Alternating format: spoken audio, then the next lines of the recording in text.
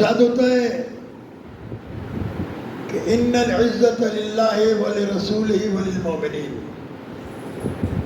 عزت اللہ کے لیے ہے، اللہ کے رسول کے لیے ہے اور صاحبان ایمان کے لیے ہے۔ اس میں دو قسم کی حدیثیں بیان کی گئی، دو قسم کی تفسیریں بیان کی گئی ہیں۔ چلے نہیں بابا چلے کچھ ٹھیک ہے۔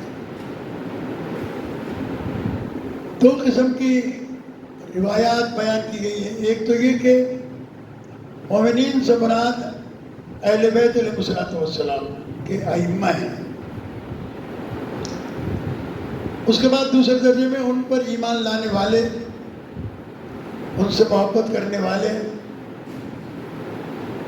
مومنین ہیں۔ اس سلسلے میں بہت ساری روایات ائمہ معصومین علیہ السلام نے بیان کی ہیں، اور کچھ حدیث قدسی کے عنوان سے بھی ہمارے سامنے آئی ہیں۔ اس میں ہے کہ من اہان عبدی المؤمن فقد استقبلنی بالمحاربہ، جو انسان میرے کسی بندے مومن سے اہانت کرے، اس کی تذلیل کرے، اس کی توہین کرے، خدا تعالیٰ اعلان کرتا ہے کہ وہ آدمی مجھ اللہ سے جنگ کا اعلان کرتا ہے۔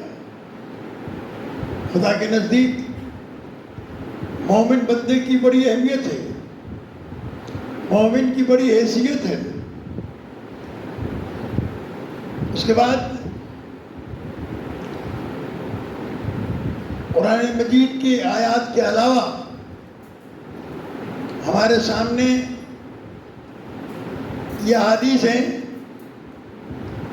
قال النبی صلی اللہ علیہ وآلہ وسلم، صلوات پڑھ دیا کرے، جب پیغمبر کا نام آیا کرے تو زور سے صلوات پڑھ دیا کرے۔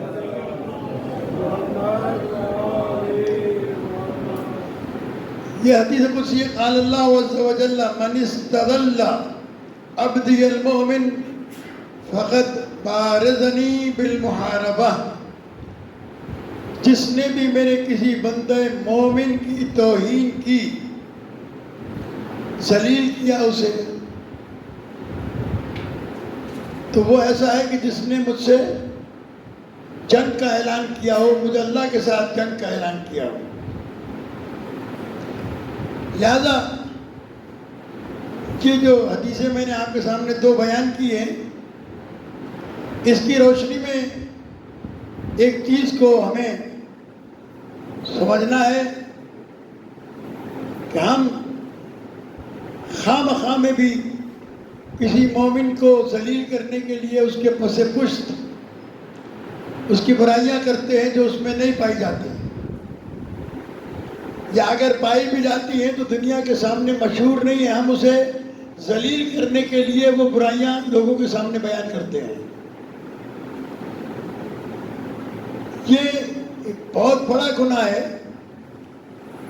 ایک چیز اور آپ کی خدمت میں عرض کر دوں کہ دو قسم کے حقوق ہیں، ایک ہے حقوق اللہ اور ایک ہے حقوق العباد۔ اللہ کے حق ہیں، نماز اور روزہ و حج و زکوٰۃ وغیرہ جو احکامات پروردگار عالم ہیں جو آپ کے اوپر واجب ہے، یہ اللہ کے حقوق ہیں۔ دوسرے حقوق بندگان خدا کے حق، اس میں مومنین کے حقوق ہیں، رسول کے حق ہیں، امام کے حق ہیں، پڑوسیوں کے حقوق ہیں، بیوی کے حقوق ہیں، بچوں کے حقوق ہیں، ماں باپ کے حقوق ہیں۔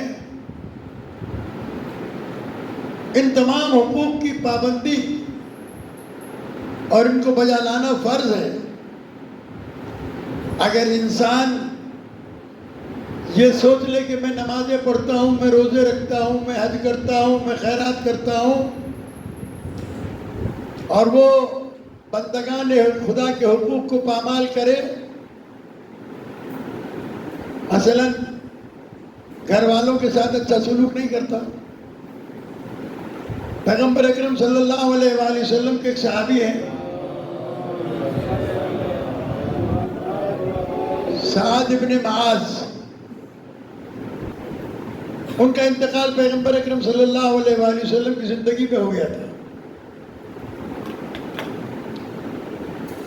بہت نیک صحابی تھے رسول اکرم کے، بہت محترم اور معتبر صحابی تھے رسول اکرم کے. اللہ کے رسول نے خود ان کی نماز جنازہ پڑھائی اور خود جنازے کے ساتھ ساتھ آگے آگے چلے. تلقین بھی خود پڑھی. جب دفن کرنے کے بعد واپس چلے تو صحابہ کرام نے ایک سوال کیا، یا رسول اللہ آپ تو ہمیں منع کرتے ہیں کہ جنازے کے آگے نہ چلو، آپ خود جنازے کے آگے کیوں چل رہے تھے؟ تو آپ نے ارشاد فرمایا میں نے تمہیں اس لیے منع کیا ہے کہ تمہیں نہیں معلوم کہ مرنے والے کے جنازے کے آگے رحمت والے فرشتے چل رہے ہیں یا لعنت اور جہنم والے فرشتے چل رہے ہیں. میں آگے اس لیے چل رہا تھا کہ میں فرشتوں کو دیکھ رہا تھا، کئی ہزار فرشتے سعد کے جنازے کے آگے آگے چل رہے تھے، تو میں بھی ان کے ساتھ چلتا رہا جو سعد کے لیے رحمت کی دعائیں مانگ رہے تھے. سعد ابن معاذ رضی اللہ تعالیٰ عنہ کی والدہ بھی جنازے کے ساتھ آئی تھی. اس نے بآواز بلند کہا کہ اے سعد تو کتنا خوش نصیب ہے کہ تیرے جنازے کے ساتھ رسول اکرم صلی اللہ علیہ وآلہ وسلم چل رہے ہیں، خود تیرا جنازہ پڑھایا، خود تلقین پڑھائی، کتنا خوش نصیب ہے تو. پیغمبر نے فرمایا سعد کی ماں اللہ کے معاملات میں مداخلت نہ کرو، تیرے بیٹے پر اس وقت فشار قبر ہو رہا ہے. فشار قبر سمجھتے ہیں؟ زمین کی دونوں دیواریں انسان کو اس طریقے سے دباتی ہیں کہ پسلیاں ٹوٹ جائیں.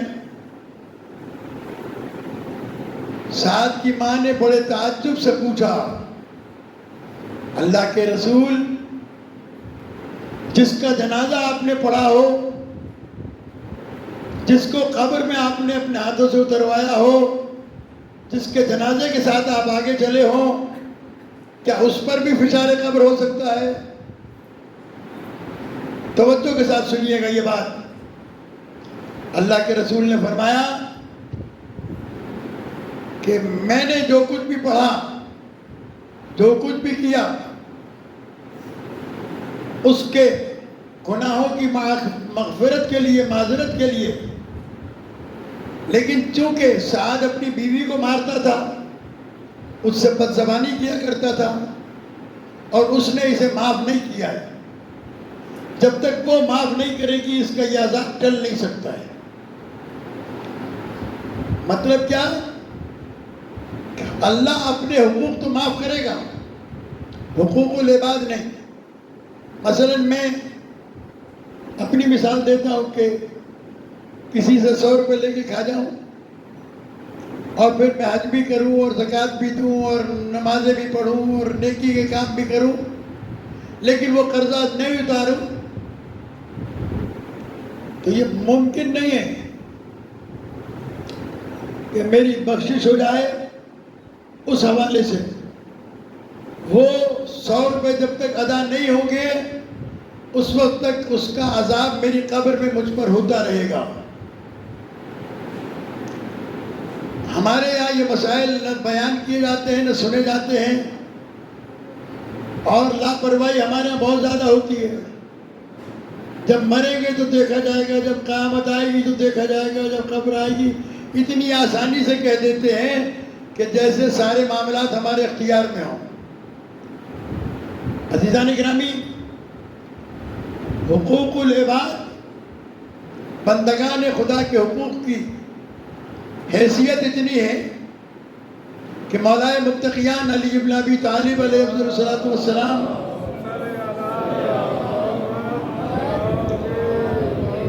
ارشاد فرماتے ہیں جعل اللہ حقوق عبادہ مقدمۃ علی حقوقہ،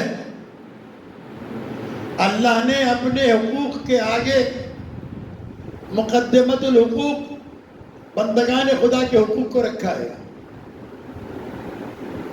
جو آدمی بندگان خدا کے حقوق کو ادا نہیں کرتا، باپ کا احترام نہیں کرتا، ماں کا احترام نہیں کرتا، بیوی کے ساتھ وہ سلوک نہیں کرتا جو اس کے ساتھ سلوک کرنا چاہیے، جس کا حکم دیا گیا ہے، بچوں کی تربیت نہیں کرتا جس طریقے سے بچوں کی تربیت کرنی چاہیے، پڑوسیوں کے ساتھ ویسے نہیں رہتا جیسے پڑوسیوں کے ساتھ رہنا چاہیے، خداوند کریم نے حقوق العباد کے سلسلے میں قرآن مجید میں جو آیت نازل کی ہے نا، اسے اگر انسان سمجھ لے تو بڑا آسانی کے ساتھ میں انسان اپنے آپ کو عذاب قبر سے بچا سکتا ہے۔ قرآن مجید میں آپ نے پڑھا کئی 100 مرتبہ اللہ نے کہا ہے اقیم الصلاۃ، نماز پڑھو نماز پڑھو نماز پڑھو نماز پڑھو۔ اسی مقام پر قرآن مجید میں کہا گیا ویل للمصلین، ہلاکت ہو نماز پڑھنے والوں کے لیے۔ ویل سمجھتے ہیں نا، ہمارے تو سندھی زبان میں بھی ویل بولا جاتا ہے نا،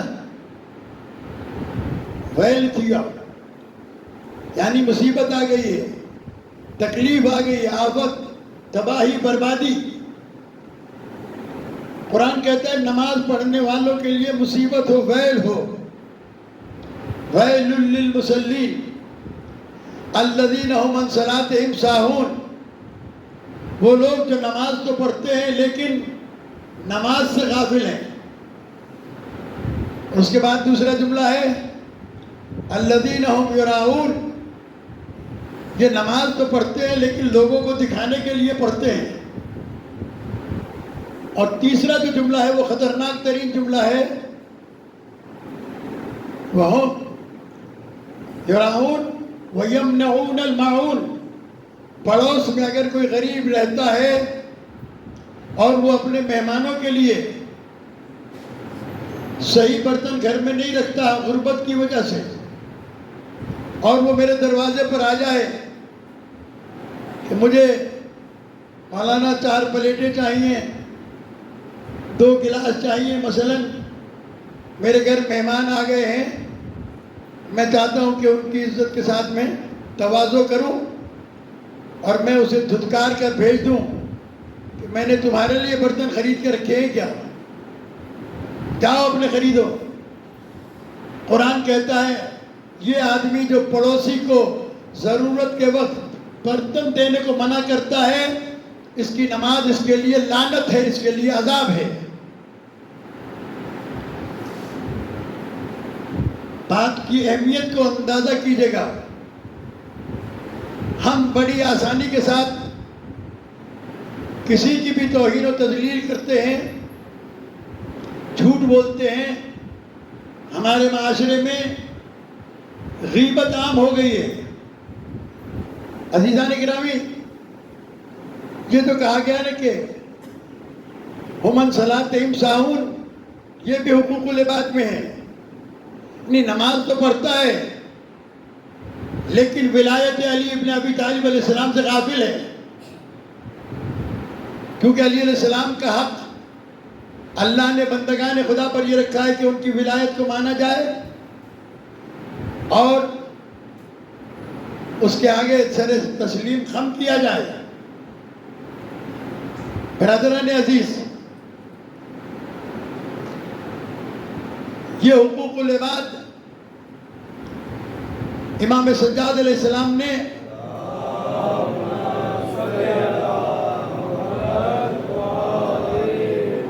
پوری کتاب حقوق العباد کے نام سے لکھ کر اپنے فرزند حضرت زید علیہ السلام کو دی تھی، جو آج بھی ہمارے درمیان موجود ہے، اور علماء نے اس کی شرح بھی کی ہے۔ جہاں بندگان خدا کے حقوق ہیں، وہیں انسان کے اپنے جسم پر اپنے بھی حقوق ہیں۔ آنکھوں کا حق ہے، کس چیز کو دیکھنا چاہیے کس چیز کو نہیں دیکھنا چاہیے، کانوں کا حق ہے، زبان کا حق ہے، مسجد کا حق ہے، مدرسے کا حق ہے، عالم کا حق ہے. ہم بڑی آسانی کے ساتھ مسجد کے حقوق کو بھی پامال کرتے ہیں. مسجد میں اونچی آواز سے بولنے کو منع کیا گیا ہے سوائے واعظ و نصیحت کے. مسجد میں آؤ تو 2 رکعت نماز پڑھو. اگر نماز کا وقت نہیں ہے، نماز کا وقت ہے تو پھر وہ نماز پڑھو جو نماز کہی گئی ہے. میں انشاءاللہ زندگی بخیر رہی تو اس پر تفصیل کے ساتھ آپ کے سامنے گفتگو کروں گا تاکہ ہمارے سامنے یہ بات آ جائے. ہمارے غریب رشتہ دار،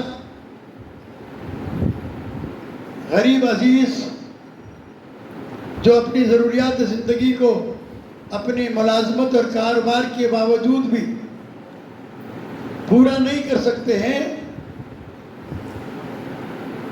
ان کا ہمارے اوپر حق بنتا ہے کہ ہم اللہ کے دیے ہوئے مال سے ان کی مدد کریں اور ان کے ساتھ تعاون کریں. نہیں کریں گے تو ہم یہ نہ سمجھیں کہ ہم نے مال بچا لیا. ہمیں یہ سمجھنا چاہیے کہ ہم نے اپنے لیے عذاب مول لے لیا ہے. بندگان خدا کے حقوق کو ادا کرنے والا ایسا ہی ہے جیسا کہ اس نے اللہ کے حقوق کو ادا کیا ہے. بسم اللہ الرحمن الرحیم. والعصر ان الانسان لفی خسر الا الذین آمنوا وعملوا الصالحات وتواصوا بالحق وتواصوا بالصبر.